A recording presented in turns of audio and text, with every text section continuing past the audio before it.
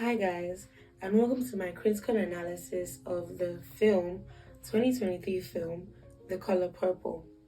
We're going to be doing a brief introduction, then get down to a thesis statement and the different analysis methods used, namely the descriptive, contextual, and theoretical analysis, with the conclusion. Let's get into it.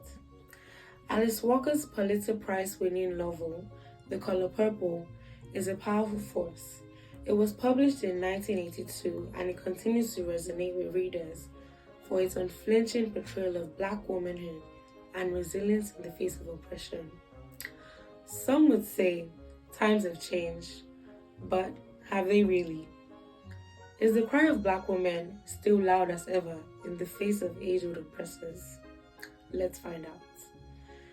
The thesis is the 2023 film adaptation of The Color Purple utilizes a blend of stylistic choices and narrative alterations to emphasize themes of female empowerment and resilience in the face of intersecting oppressors, ultimately arguing for the transformative power of sisterhood and self-discovery. The problem being solved in The Color Purple is the African American woman's invisibility in society, as Walker was a propagator of feminism, in particular, feminism for the African American woman. As such, her works have deep undertones of women empowering themselves to become better women, and the power women can wield when they join forces.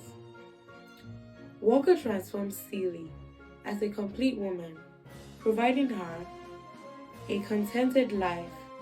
Celie was erased by men, but through her own realization, she reaches the highest degree of glory, fighting back her oppressors and manages to survive. An amazing woman.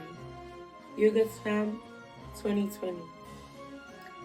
Celie's early life is marked by sorrow and despair, mirrored in the muted color palette and somber music. However, as Celie finds her voice and asserts her agency, the tone shifts to one of empowerment and resilience, which is characterized by brighter visuals and uplifting music.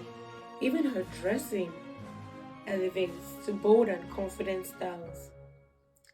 As she finds solace in music and sisterhood, hope and defiance begin to seep in, and they eventually blossom into vibrant joy and self-love.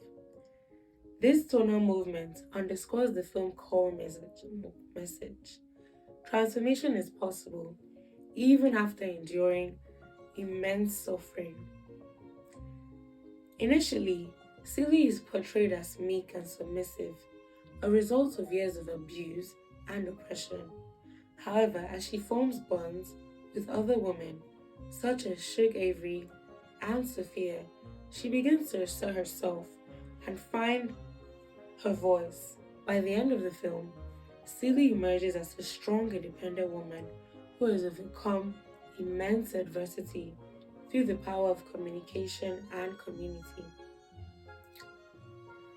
I propose a contextual analysis focusing on both the novel by Alice Walker and the second film adaptation, directed by Blitz Bazawule, which are both powerful narratives that delve into the intersecting issues of race, gender, and class in the early to mid 20th century United States.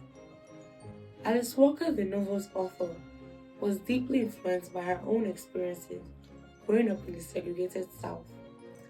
According to Devia 2016, all her works focused on African American women against societies that were racist, sexist, and often violent. For context, the 2023 remake was directed by Simon Bazawule, who is professionally known as Blitz Bazawule, and is a Ghanaian filmmaker, author, and visual artist. The novel was published in 1982 and is set in the southern United States during the early 1900s, a period marked by widespread racial segregation. When the second adaptation, which is our focal point, emerged, there was a need to be even more sensitive in its retelling to not disturb the delicate balance that race and oppression still maintain in our day and age. The color purple is believed to be set in the early 20th century American South, likely between the 1800s and 1930s. This era was marked by Jim Crow laws, patriarchy, and limited progress for Black folks, which is very different in terms of severity to present context the text is born. The Color Purple offered a platform for stories previously marginalized within mainstream feminist discourse, providing a crucial voice to women of color. Smith, 2018.